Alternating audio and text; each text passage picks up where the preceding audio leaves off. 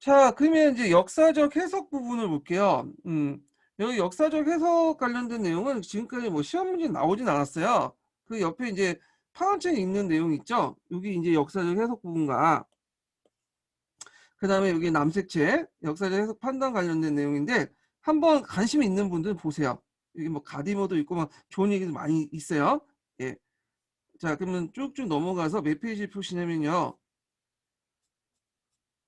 자, 역사 판단 부분을 볼게요. 역사 판단. 제가 미리 이게 적어놨는데 왜 적어놨냐면 제가 녹음을 하다가 이제 막 강의를 했거든요.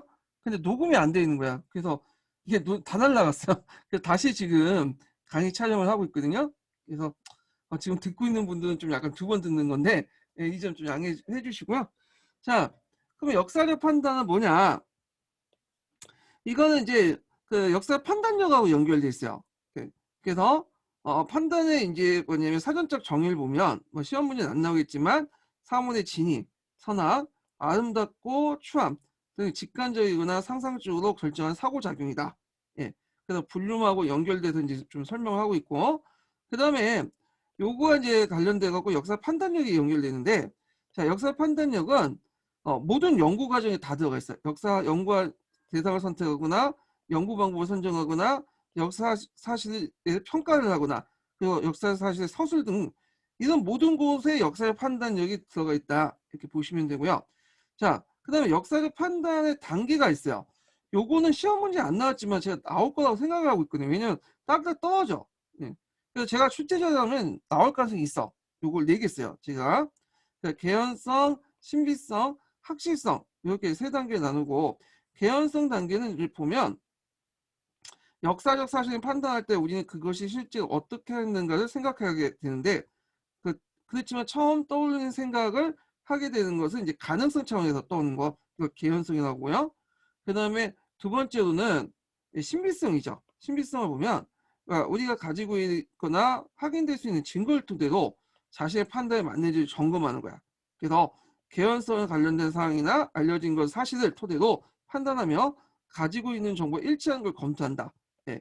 그래서 이제 그걸 이제 머릿속에서만 이제 그럴 가능성이 있다고 생각하는 게 아니라 증거를 통해서 이제 하는 거죠. 사료 검증을 통해서. 자, 신비성의 마지막 단계는 신비성을 거쳐갖고 이제 학기성을 넘어가는데 자, 관련된 자료를 충분히 모아서 자신의 판단을 재검토하고 그 판단을 받아들일 수 있는지 검토한다. 결정한다. 이렇게 해서 내린 판단은 역사적 사실의 최종적인 해석이며 자신의 역사인식을 굳어지게 되는데 이게 학실성에 가지고 있는 거야. 그래서 개연성, 신비성, 학실성 이 세 단계를 통해서 하는데 요걸 좀 쉽게 제가 독도를 통해서 예를 한번 들어볼게요. 자, 독도는 우리 땅이다. 머릿속에 생각이 들죠? 그러면 개연성이야, 개연성. 예. 그래서 이렇게 이제 역사적 사실 실체된 여러 가지 가능성이 독도는 우리 땅이다. 이렇게 이제 생각한 개연성이고 그러면 우리 땅이라고 그냥 말만 떠들면 안 되죠. 그럼 뭐가 있어야 돼? 증거가 있어야지. 증거. 그래서 그 당시 우리나라 역사 기록물 쭉 보는 거야. 그래서 세종실록 지리지나 우리 측의 기록을 쭉 봐요. 그래서 이 독도는 우리 땅이다. 역사로 증명됐다. 사료도 있다. 이런 것은 이제 신비성이야. 신비성을 이제 학술성을 넘어가려면 종전의 자료보다 더 많은 자료를 이제 들어온 거야. 교차 분석을. 일본 측 사료를 보니까 일본에도 메이지 유신 전후 전까지 해도 우리들 이제 우리 땅이 독도라는 걸 인정해줬다. 뭐 이런 식으로 얘기하면 학실성이 되는 거죠. 학실성. 예. 자, 그래서 이렇게 이제 그 개연성, 신비성, 학실성 이런 단계 좀 기억을 해두시고요. 그 다음에 쭉쭉 넘어가서 가치 판단을 들어갈게요. 가치 판단. 이 가치 판단은 뭐냐? 도덕적 가치 판단을 해야 되냐 말하는 건데 역사학계에서 이제 역사교육에서 도덕적 가치 판단을 해야 된다는 견해도 있고요. 하지 말아야 된다는 견해도 있어요. 이 논쟁이 있는데 자 대부분은 이제 뭐 도덕적 가치 판단보다 가치 판단 하지 말라고 하는 그 견해들이 많아요. 왜냐면 역사에서 도덕적 가치 판단하면 이 선의과 악의 개념으로만 파악하거든요. 예, 그 나쁜 놈, 좋은 놈 이런 식으로 하다 보면 역사에서 얻을 게 없어. 예. 그래서 이제 대부분은 가치 판단하지 말라 이렇게 하지만 여기에서는 이제 도덕적 가치 판단을 할 필요가 있다는 식으로 얘기를 하고 있어요. 지금 저자가 한번 이제 볼게요. 자, 역사적 판단은 도덕적 가치가 개입되기도 한다. 그래서 중요한 역사적 행위는 도덕적 문제가 포함되는 경우가 많은데 역사관 이들 분석하고 평가한다. 자, 우리는 어떤 역사 사건을 이해할 때 그것이 바람직한 것인지 아닌가를 생각해 보는데 그 인물을 떠올 때 긍정적이나 부정적으로 평가하는 경우가 많고 여기에는 역사적 사건 인물을 받으면 개인적 가치 판단이 들어갈 수밖에 없죠. 자, 근데 이거에 대해서 많은 역사가들은 역사 사실이나 인물에 대해 도덕적 판단을 하는 꺼져요. 그 이유가 이제 여기 두 가지가 있고 그 밑에 논거 내용에도 있어요. 근데 이 두 가지 내용을 읽어보시면 그 논거가 연결돼 있어요. 첫 번째로는 가치 판단이 역사 이해를 왜곡시키는 올바른 판단을 방해할 수 있다. 이것이고 두 번째로는 역사적 사실에 가치를 부여하면 도덕적 판단을 해야 되는데 이것은 오히려 객관성을 저해시킨다는 거야. 예. 그래서 요걸 이제 연결시켜서 이제 뭐냐면 중요한 논거 이렇게 정리를 해보면 첫째, 둘째, 셋째 이렇게 딱 돼 있거든요. 요런 것들은 이제 시험 문제 많이 나올 가능성이 있죠. 첫 번째는 도덕적 판단은 선악을 구분하는 것인데 자 이는 역사가 의무가 아니다. 역사는 개인적 선호를 개입하지 않지 진리만 강구한다. 진리만 추구한다는 뭐야? 역사적 팩트를 추구한다는 거야. 팩트를. 그래서 만약 가치가 개입될 경우에 역사를 판단하려고 하는 것은 역사의 탐구에 지장을 주고요. 왜냐하면 자기가 이제 보고 싶은 것만 보고 역사의 왜곡이 일어나겠죠. 그리고 과연 한 인간을 우리가 도덕적 판단할 수 있는 정치적 능력이 되냐? 능력이 되냐? 인간이 하는 도덕적 판단은 대개 보면 자신의 정치적 판단이거나 사소한 것이거나 그래서 이런 것들을 다 도덕적 판단으로 가장한 것에 불과하다. 이 도덕적 판단인 게 아니라 이게 정치 판단이 훨씬 더 많다. 되게 많죠. 역사적 평가해 볼 때 이런 정치 판단이 되게 많잖아요. 평가가들이. 자, 그럼에도 불구하고 또 많은 또 한편의 역사학자들, 역사교육학자들은 또 역사적 사실과 가치 판단을 엄격히 분리할 수 없다고 주장해요.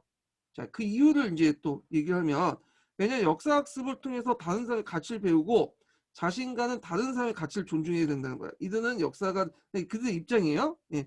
이들은 역사가 과거 사람들의 행동이나 생각을 다루는 것으로 역사 행위자의 가치 판단을 확인하고 왜 그런 가치의 선택이 검토하는 거 역사교육의 중요한 부분이다. 그래서 역사는 도덕의 문제이며 역사적 사실을 보는 가치관을 세우는 것이 역사교육 필수 요소다. 그러니까 이 사람들의 입장은 어차피 역사 교육에서 제일 중요한 게 인간의 어떤 역사를 배우는 거잖아. 그러면 그 인간의 역사를 이제 그 배울 때 당연히 가치 판단을 할 수밖에 없죠.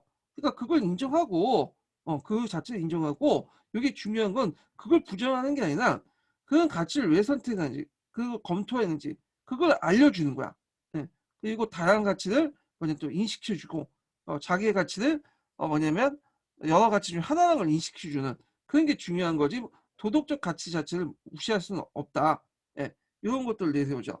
그래서 그러면 역사학이나 역사교육에서 왜 이제 도덕적 가치 이런 것들을 이제 중요시하냐? 첫 번째는 역사는 사실 과거에 일어난 일이지만 거기에 이미 행위자의 가치가 이미 깃들어 있다는 거야. 판단이 들어가 있고 그다음 두 번째 역사 연구가 과거에 일어났던 일을 기술한 것뿐만 아니라 이를 설명하거나 해석하는 것이고 그 속에는 역사의 가치가 들어가 있다는 거. 따라서 역사 이해에 의해서는 역사적 행위의 가치 판단을 고려해야 된다는 거. 자, 세 번째는 겉으로는 중립적이고 몰가치적인 역사 연구나 교육을 하고 있지만 그거는 가능하지도 않고 바람직하지도 않다는 거야. 어차피 하면서도 인간의 어떤 행위를 다루기 때문에 판단할 수밖에 없죠. 도덕적 가치 판단을.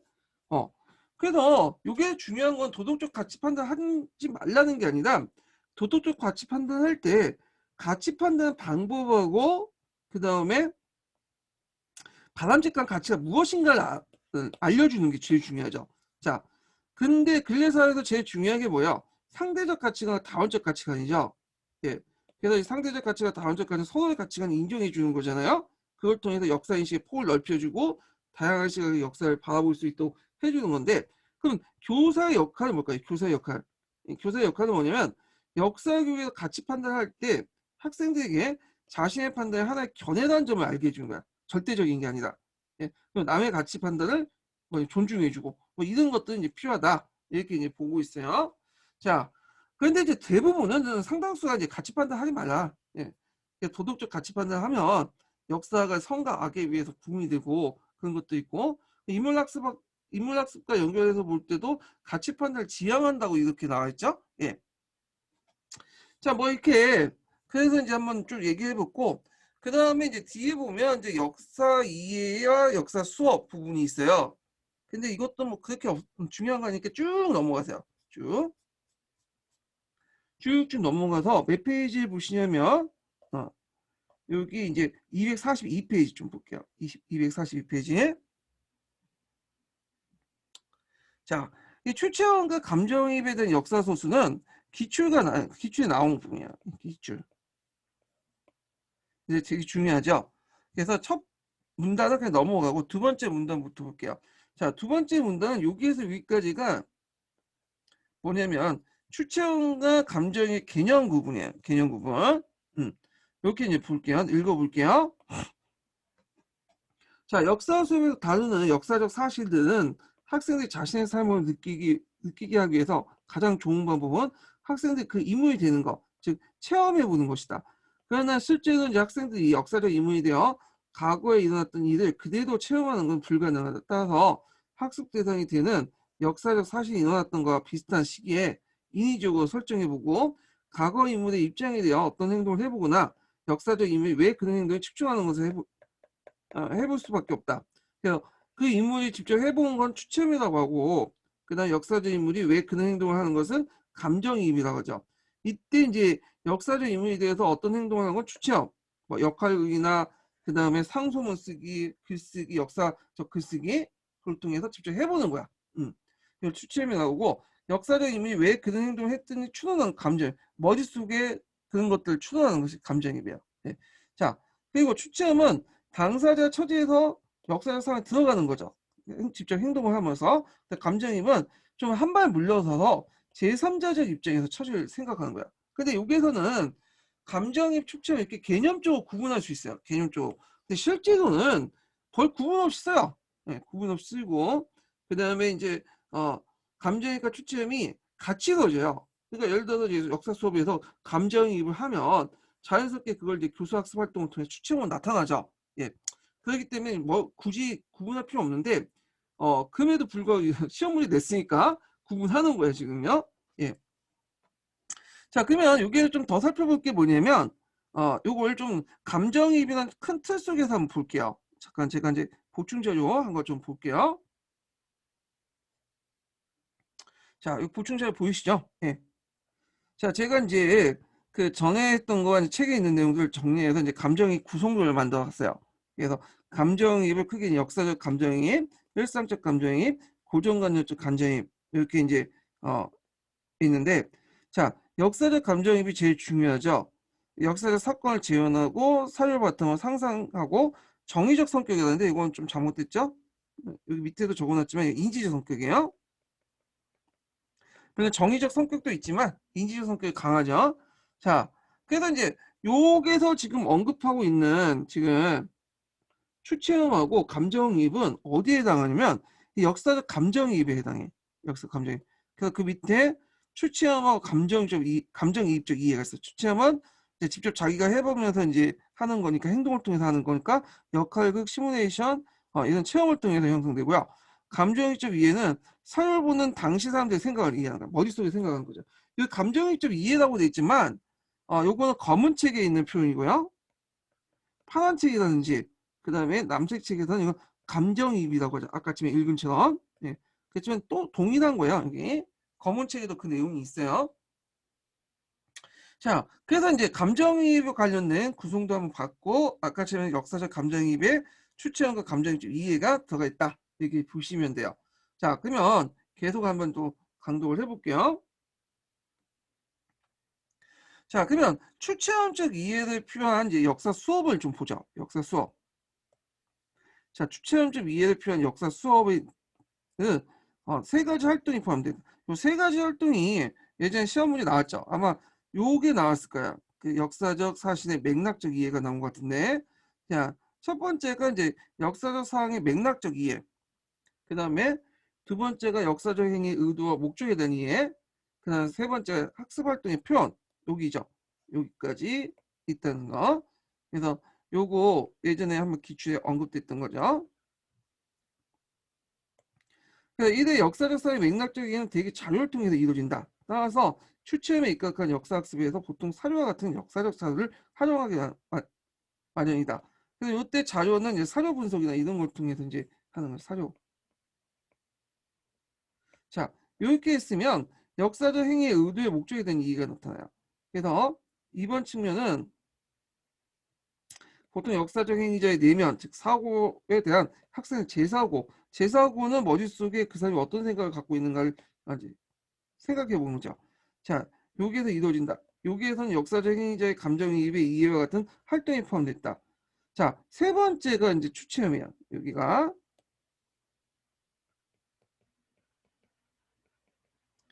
그래서 여기 보면 추체험적 이해라고 돼 있지만 실제 추체험 요거에 불과해요. 요 나머지는 엄밀히 말하면 감정이입에 속하죠. 자료 수집을 통해서 머릿속에 이해하는 거니까. 예. 그러니까 아까 얘기했던 감정이입하고 추체험의 별개가 아니라 같이 넣어지는 거야. 같이 있는 거야. 예. 근데 이제 추체험 볼게요.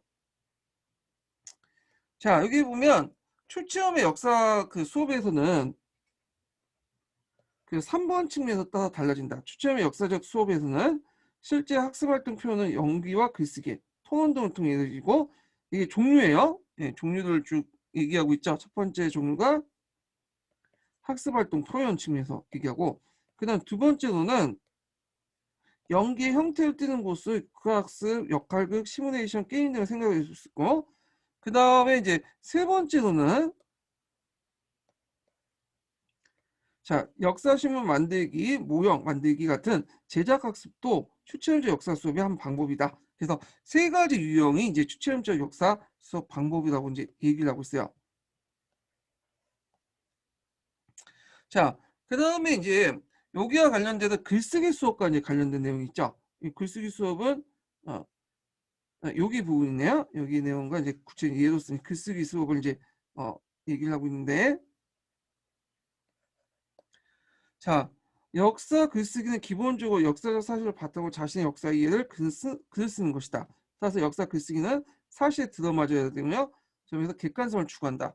자, 그렇지만 그대 형태에 따라 상대적으로 사실에 충실한 글쓰기가 있는 방법, 상대적인 거예요, 이거는요. 사실에 충실해지만 상대적으로 올 때 사실에 더 충실한 글쓰기와 그 다음에 상대적으로 올 때 그 학습자의 창의성이 들어가는 글쓰기 두 종류로 나눠볼 수 있어요. 글쓰기 종류를. 자, 그 다음에 이제 그 예문이 이제 이렇게 나왔는데, 그 밑에가 이제 사례죠. 예. 그래서 상소문 쓰기와 같은 형식의 역사 글쓰기는 그 사실에 입각했어야죠. 전자에 속하고, 왜냐하면 상소문 당시 사회의 관심사나 해결할 문제에 대해서 자신의 의견을 제시한 글이다. 이때 상소문의 논의 대상이 되는 사회적 문제를 실제 일어나는 사실이어야지 학생들이 다가오기 때문이다. 자, 그 다음 후자 같은 경우에는 이제 좀 약간 창조적인 글이죠. 사실을 바탕으로 창조적인 글. 이거는 역사일기 수업이죠. 대표적인 게 역사일기 수업. 그래서 역사 수업에서 역사일기를 쓰라고 할 때 소소한 구체적 인물이나 상황을 역사적 사실에 가져올 수 있지만 가공의 인물과 상황을 만들어낼 수 있죠. 이때는 이제 예를 들어서 뭐 자신이 구석기이라고 가정해보고 하루 동안 겪었던 일을 일기 써보자. 뭐 예전에 평가책 관련된서 신석기 시대 때 일기 관련된 내용을 좀 상기시켜 보세요. 자, 그래서 학생들은 등장인물이나 상황을 모두 가공을 만들어진 이야기를 쓸 수 있다. 다만 여기에서 이제 일기의 내용이 구석기 시대 역사상과 모순되지 않아야죠. 전제 조건. 아무리 창의적 글쓰기라도 이게 이제 역사 같은 경우에는 아까 얘기한 순수한 창조라는 거 없죠. 재창조죠. 있는 걸 바탕으로 해서 이제 하는 거기 때문에 역사상의 모순이 없도록 해야 돼. 자, 그러면 이제 추천과 감정이입을 할 때 역사 수업에 실제 이걸 하는 과정에서 많은 어려움이 있어요. 예. 그 어려움 점은 이제 몇 가지 있는데 나올 거 가능성은 없지만 일단 정리를 해봐요. 예. 자, 추측이나 감정이입을 통해 역사 수업을 어렵게 만드는 이론적인 문제보다는 절차상 번거롭이나 실제 수업에 부닥치는 현실적 여건 때문이다. 그래서 이제 첫 번째가 이제 보면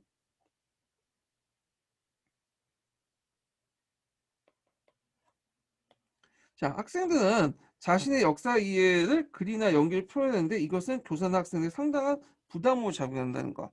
예. 두 번째로는 자, 수업 활동에 필요한 시간이나 문제도 추체험이나 감정입에 들어간 역사 학습을 어렵게 만드는 요인이 된다는 거. 예. 그래서 이런 수업은 다른 수업 방식의 수업보다 더 어려운 시간이 필요하며 소요되는 시간도 조절이 어렵다는 거. 예. 그래도 이제 실제 수업을 보면 되게 이걸 다 못 마치거나 과제를 완성하는 형태로 이제 하는데 이럴 경우 여러 가지 문제점이죠. 그래서 대표적인 역사신문 제작 수업에서 이때 이제 뭐 여기 보면 신문 제작을 모둠을 구성하는데 과제를 내주고 수업 시간에 제작 과정이나 제작된 신문의 내용, 제작사가 생각했던 주안점을 발표하는 식으로 뛰는데 이런 것은 어려운 게 뭐냐면 수업 시간 안에 역사 신문 제작을 끝내기 어렵기 때문에 이런 방식을 채택하거든요. 근데 이게 잘못해지면 어떤 문제점이 있냐면 이게 이제 역사 시험 역사신문 제작 수업이 주된 학습 활동이 신문 제작이 있다고 할 때 이는 수업 외적으로 이루어진 과제 성격을 띤 역사 학습이 할 수 있다. 이럴 경우에 수업 목표가 무엇인지 모른다. 이게 무슨 말이겠어요? 수업 목표는 역사신문 자체를 만드는 게 아니에요. 역사신문을 통해서 역사 사고연이나 이런 감정이나 추천 같은 걸 기르기 위한 거죠.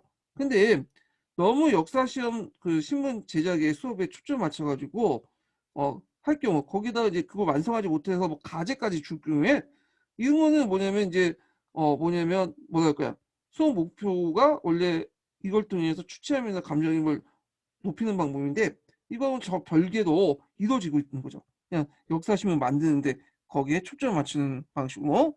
그래서 이런 것도 이제 문제점이라는 건데 뭐 그렇게 시험 문제 나올 것 같지는 않지만 뭐 이렇게 좀 봤고요. 시험 문제 나올 것은 이제 아까 요 3단계 있죠. 요거. 그래서 추체험적 이해를 하는 어떤 그 역사 단계, 예, 수업 방법 단계. 그래서 그때 추체형 역사 수업의 방안 이렇게 이런 것들 세 가지 나눈 거, 요 정도는 나올 수 있을 것 같아요. 예.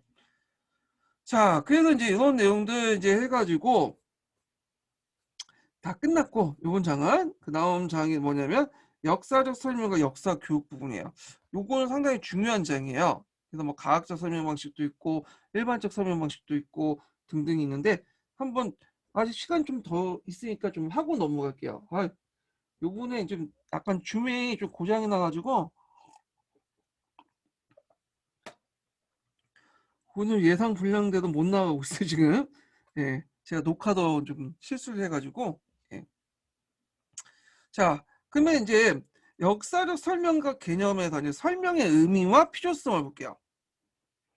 요거는 그냥 시험에 나온다고 보는 게 아니라 그냥 배경 설명을 보는 거예요. 그 뒷부분을 좀 알기 위해서는 좀 필요하니까 한번 읽어볼게요. 자, 설명이란 잘 알지 못하는 것을 혹은 이해가 잘 되지 않은 것을 명확히 밝혀주는 거예요. 즉, 자신이 알고 있는 정보나 지식을 바탕으로 이해하기, 이해하기 어려운 사실을 다른 사람이 알기 쉽게 말하거나 혹은 글로 써주는 것을 설명이라고 한다. 음. 그래서 이제 설명의 사용 용도를 이제 쭉 나오고 있어요. 이 단락마다 이제 하나씩 구분해서 있는데 첫 번째 사례가 있고 그 다음에 두 번째 사례가 있고 이런 것도 있죠. 그래서 이제 첫 번째 사례 같은 경우에는 뭐 일상생활에서 설명은 어떤 사물이나 형상의 특징을 밝혀주거나 어떤 사실의 사건 발생 원인이나 진행 과정 등을 다른 사람들에게 알려주는 데 필요하고요. 두 번째 설명 사례로서는 뭐 그 어떤 말이나 주장이 갖는 의미나 그 정당성을 밝힐 필요할 때 이걸 사용했고 그 다음에 이제 세 번째 학교 수업에서 이제 있는데 이게 제일 중요하죠. 이게 이제 뭐냐면 음, 일상적 그 설명 형태, 일반적인 역사 설명 형태가 이게 나오니까 이거는 구체적인 내용은 이제 뒤에 좀 얘기할게요. 자, 보면 학교 수업에서 설명을 일상적으로 행해진 필수적인 절차라고 할 수 있다. 왜냐하면 학교에서 가르친 모든 과목은 그 과목 나름대로 특수한 과목이나 개념이나 내용 체계에 포함되어 있는데 그것을 학생들이 이해시키기 위해서 반드시 설명의 과정이 겹쳐야 된다. 자, 그래서 뭐 예를 들어 과학 시간 예를 들고 뭐 등등 있고 경제 과목 예를 들고 자, 역사 과목에서도 되게 중요한 의미 있죠. 역사 과목 설명은 중요한 의미를 가진다. 왜냐하면 역사 수업 내용들은 온통 설명할 사실도 가득 차며 설명은 사실이나 사건을 이해시키기 위한 필수적으로 거쳐야 할 과정이기 때문이다. 단순한 개념에 대한 설명에서부터 인과관계에 대한 설명까지 역사 수업의 상당 부분을 설명을 이루어지고 있다. 그래서 이제 그 밑에 보면 이제 뭐 예가 쭉 나와 있죠. 그래서 뭐 고려의 정치 체제 이후에 수업을 전개할 경우에 뭐 우선 뭐 교사는 고려의 정치 구조 어떻게 이루어졌으며 그 특징을 설명해야 되고 그 다음에 이제 그 설명을 효과적으로 하기 위해서 고려의 중앙관제를 통일신라 및 중국의 정치체에 비교하기도 하고 뭐 등등등 해서 설명을 하고 있어요. 예. 그래서 이런 설명 방식을 이제 보통 일반적 역사 설명 방식인데 이 방법은 비유적 방법, 뭐 비교적 방법, 개념과 용어에 대한 설명 등등등이 있어요. 예.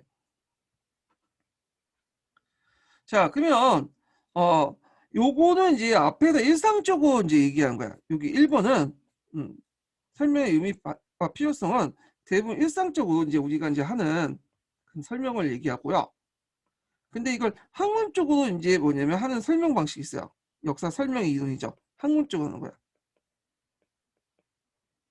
그래서 나중에 이제 보면 일상적 설명 방식과 일반적 설명 방식이죠. 일반적 설명 방식과 그 다음에 이제 학문에서 하는 이제 과학적 설명 방식, 학문적 설명 방식, 과학적 설명 방식인데 이 두 가지로 나누죠. 그래서 여기에서 이제 과학적 설명 방식이 이제 어떤 철학적 배경 이런 것들을 좀 얘기를 하고 있는데 요거 하기 전에 잠깐 제가 이제 세 번째 인증번호를 알려드릴게요. 세 번째 인증번호는 16번이에요. 16번. 16번. 자, 그러면 한번 읽어볼게요. 여기에서는 이제 역사 설명 이론 논리는 과학자들, 철학자들 간의 논쟁이에요. 예. 보면 자, 역사적 설명에 대한 개념 구조에 있어서 역사 철학자는 두 가지 대입된 견해를 보고 있다. 하나는 역사 설명이 자연과학과 같다는 주장이고 다른 하나는 자연과학과 다르다는 주장이다.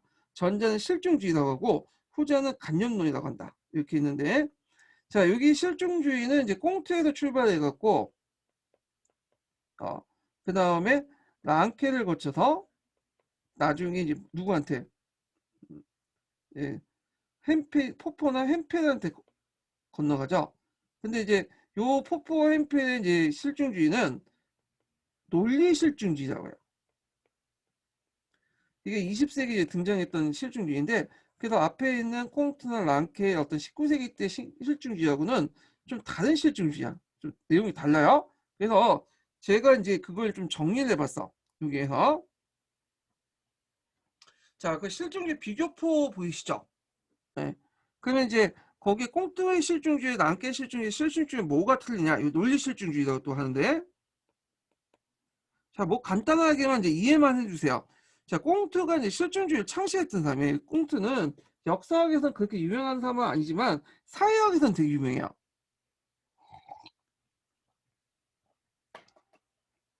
그래서 이 사람은 사회를 움직이는 어떤 발전적인 법칙을 추구하는데 동학이야. 그렇지만 또 사회를 안정시키기 위한 법칙도 추구했거든요. 정학이야. 예. 그래서 정학과 동학 이런 거를 두 가지를 이제 제시를 했거든요. 아마 이제 꽁트가 살았던 시대는 프랑스 대혁명 다 끝나고 이제 부르주아가 유럽 사회를 장악했던 시기예요. 그러니까 예전에 부르주아들은 이제 사회를 움직이는 그 동학에 관심이 있었죠. 근데 이제 사회가 이제 자기식으로 이제 자기가 기득권이 되다 보니까 이 동학에 대해서 이제 좀 약간 그런 거야. 왜냐면 이거 너무 강조할 경우에 노동자 들고 일어날 수 있죠. 그래서 정학을 강조해요. 이 사회가 안정되게 유지하기 위해서 뭐냐면 나름대로 법칙이 필요하고 이런 법칙을 바탕으로 이 안정된 사회를 유지하는 바탕으로 해서 앞으로 나갈 세계를 이제 앞으로 나갈 그 미래를 준비해야 된다. 동학을 이제 강조한 거죠. 그래서 안정 속의 발전을 추구하는 거야. 정학은 안정, 동학은 그걸 통해서 발전 이렇게 하는데 자, 랑케의 실증주의는 이 꽁트의 실증주의 영향을 받았어요. 그렇지만 그 꽁트의 실증주의 반만 받아들였어요. 자, 얘네들은 법칙성을 추구하지 않아.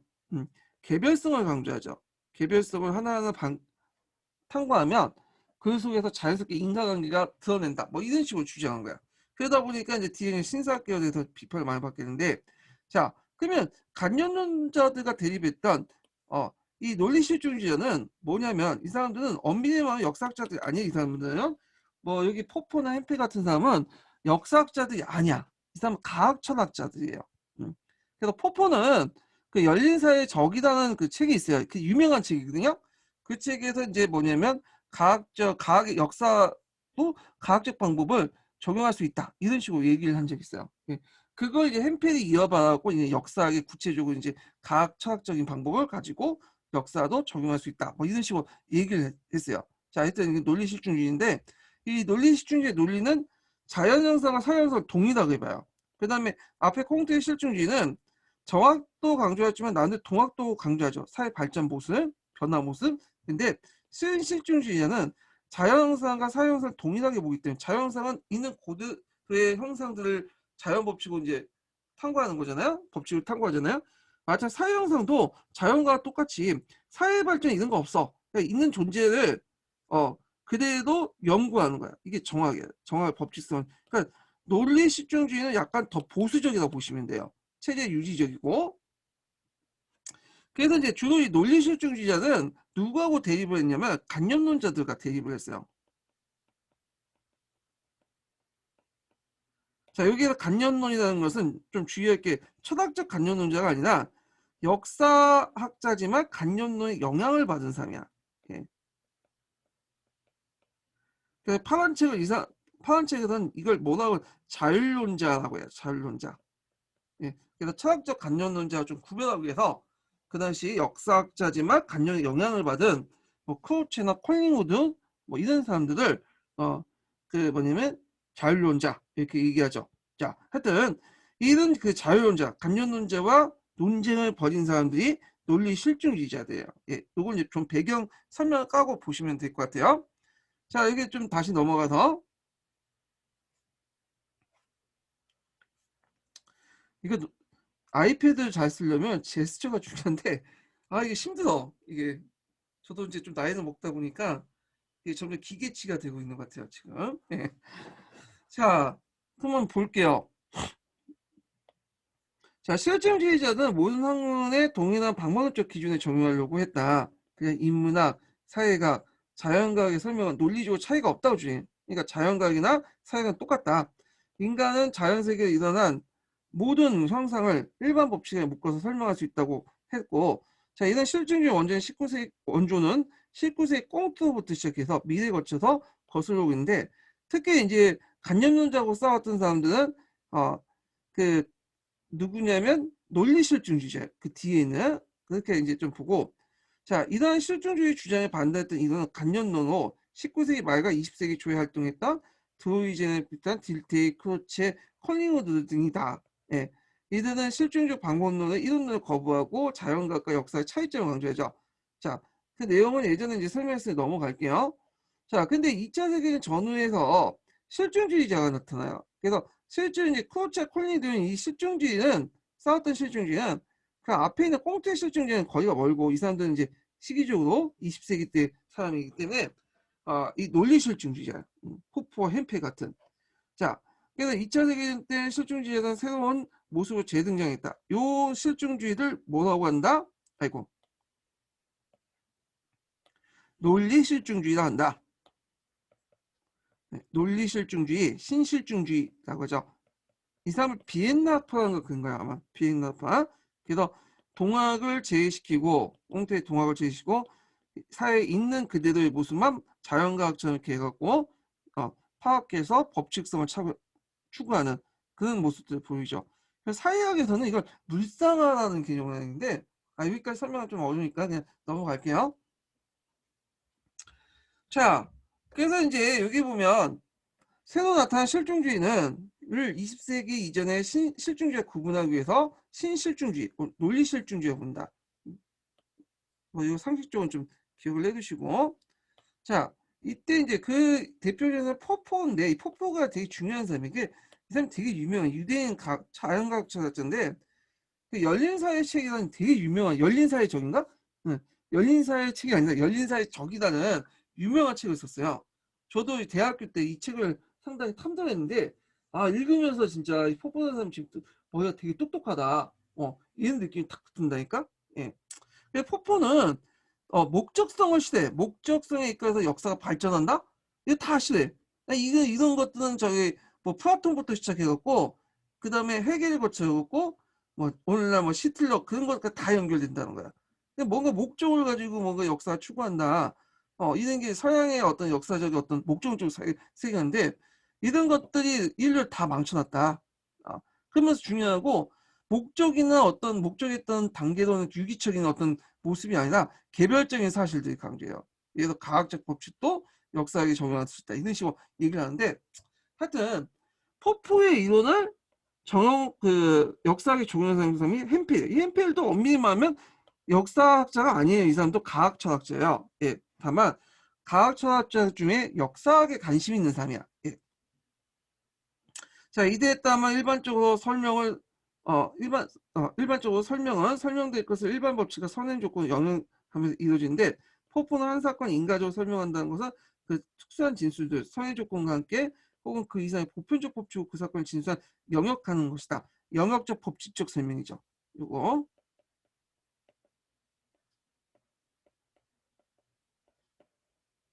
어떤 분은 영역적 법칙적 설명을 햄필이 처음 제시한 것처럼 얘기하는데 햄필이 아니에요. 포포가 제시한 걸 햄필이 재정리한 거야. 그래서 그 앞에서 이제 남색 뒤에 보면 햄필이 뭐 관련된 내용들 하는데 영역적 법칙적 설명을 포포가 말한 거를 햄필이 정리해서 그냥 제시한 거예요. 이거는요. 뒤에 좀 다시 얘기할게요. 자, 그래서 과학철학자 햄필은 실증주의 설명 이론 중에 가장 명료하게 설명한 사람 유명하다. 그는 특히 자신의 이론 실증주의와 전혀 어울리지 않은 주체인 역사에다 적용하여 실증주의가 내세운 방법론적 이론론을 증명하고 있다. 방법론적 이론론이라는 과학과 역사는 방법론 동일하다. 그러니까 과학적 설명 방식이 역사적 설명 방식을 과학적 설명 방식을 가지고 역사 설명 방식을 적용할 수 있다. 이렇게 중요한 거죠. 자, 햄필에 따르면 역사학을 포함한 모든 학문은 단 하나의 설명 방식이 존재할 뿐이다. 모든 형상은 선행 조건과 일반 법칙 영역됨으로써 설명할 수 있다는 거다. 햄필의 논리는 포괄 법칙 모델이라고 하죠. 예, 포괄 법칙 모델.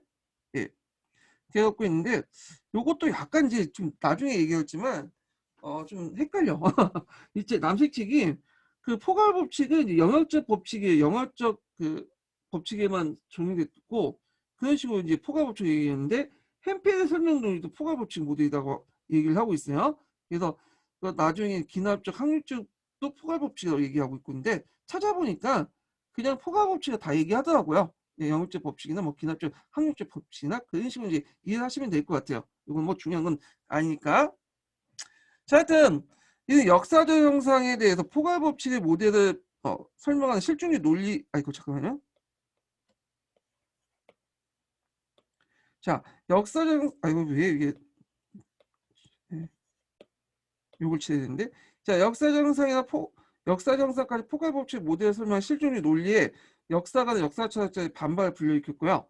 뭐 드레이, 밍크, 패스모, 에키스 등등등 있는데 드레이는 엄밀히 말하면 또 이 사람은 역사학자 아니에요. 이거 꼭 갖다 붙인 역사학자인데 이 사람은 언어 분석 철학자예요. 근데 언어 분석 철학자지만 본업은 그런데 역사학에 관심이 있는 거야. 그래서 간념론 입장에서 행위론을 제시했죠. 예, 그 정도야.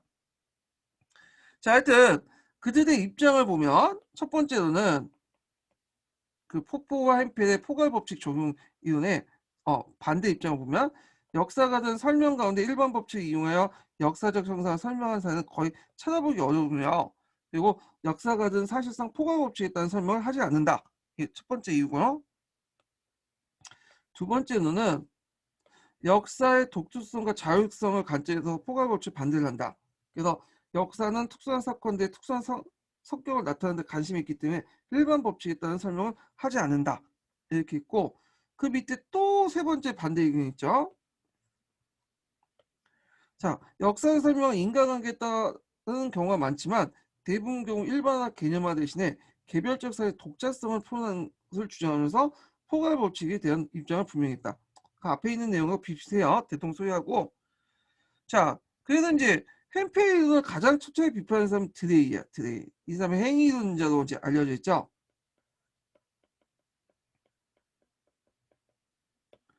자, 그는 역사적 설명의 일반 법칙에 전혀 위존하지 않는다고 주장했다. 그의 포괄 법칙을 가지고 인간의 행동을 설명하는 것은 인간의 행위를 제약하고 새로운 결정론을 주장하면서 포괄 법칙의 모델을 결정론이라는 것은 한 가지 원칙에 의해서 다 환원된다는 거야. 우리가 경제 결정론이라는 것은 모든 세상을 다 경제로 환원되는 거야. 이게 결정론이죠.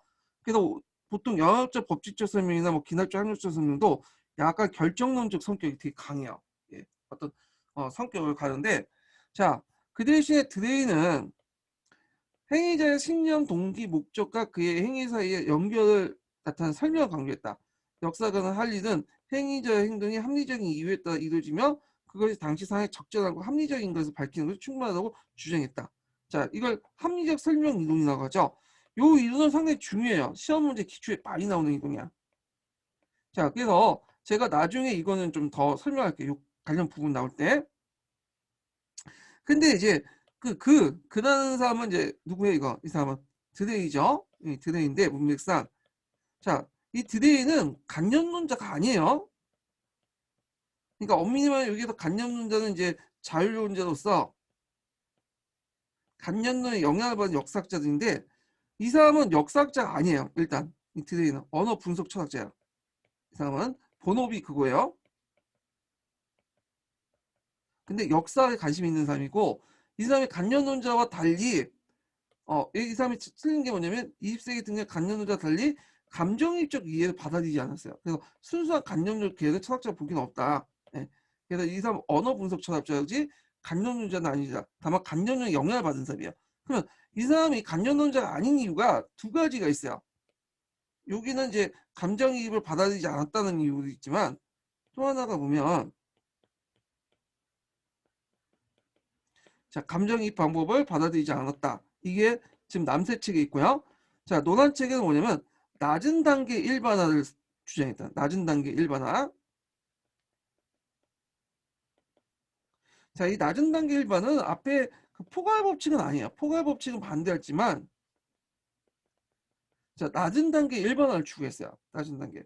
근데 간접전자는 일반화 자체를 싫어하기 때문에 이 낮은 단계 일반화조차도 추구하지 않아요. 예. 그래서 이제 개별성을 되게 강조하죠.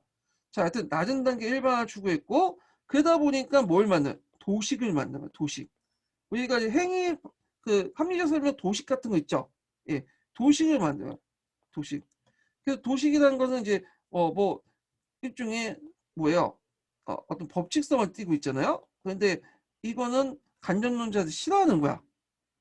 간접론자는 이렇고 저렇고 저렇고 저렇고 이런 것들 좋아하지. 뭐 A는 뭐고 B가 뭐고 이렇게 하는 도식들 싫어해요. 그래서 요거는 포괄 법칙은 아니지만 낮은 단계 일반화를 추구하기 때문에 이는 도식을 시켰다. 그래서 드레이는 간접론자가 아니다. 이렇게 좀 기억을 해두시는 게 좋을 것 같아요.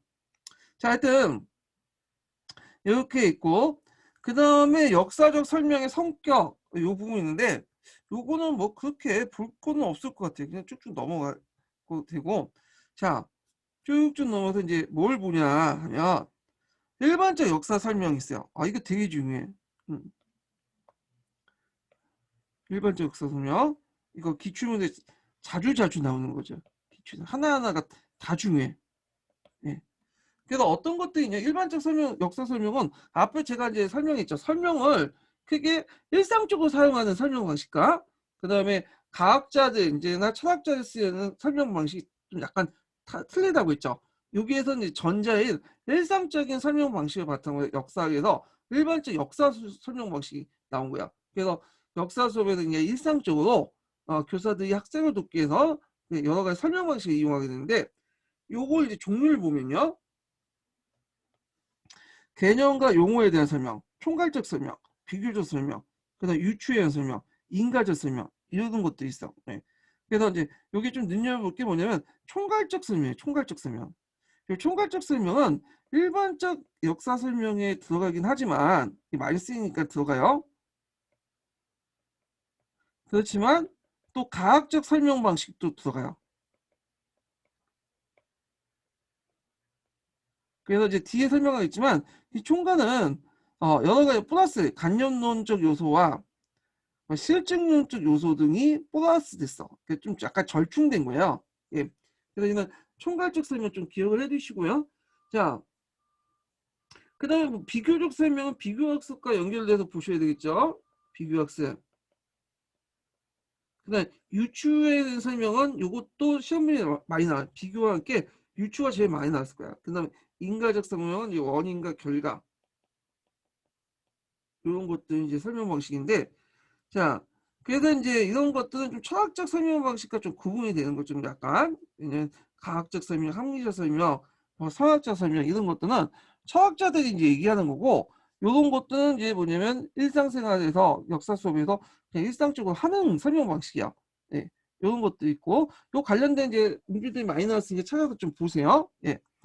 그래서 내용이 지금 상당히 많아요. 그래서 오늘은 그냥 여기까지 딱 끊고 이제 그만둘게요. 개념과 용어 설명은 다음 시간 때 하는 게 좀 더 편할 것 같아. 수업이 좀 연결이 자연스럽게 진행이 될 수 있을 것 같거든요. 오늘 좀 많이 해보려고 했는데 첫 시간은 이제 줌으로 날라가고 그리고 마지막 시간은 제 실수지만 녹음을 안 눌러가고 다시 이제 제 땅 뛰고 그래서 좀 약간 다선다난했어요 수업하는데. 예, 오늘 수고하셨고요. 예, 내일 뵙겠습니다. 내일.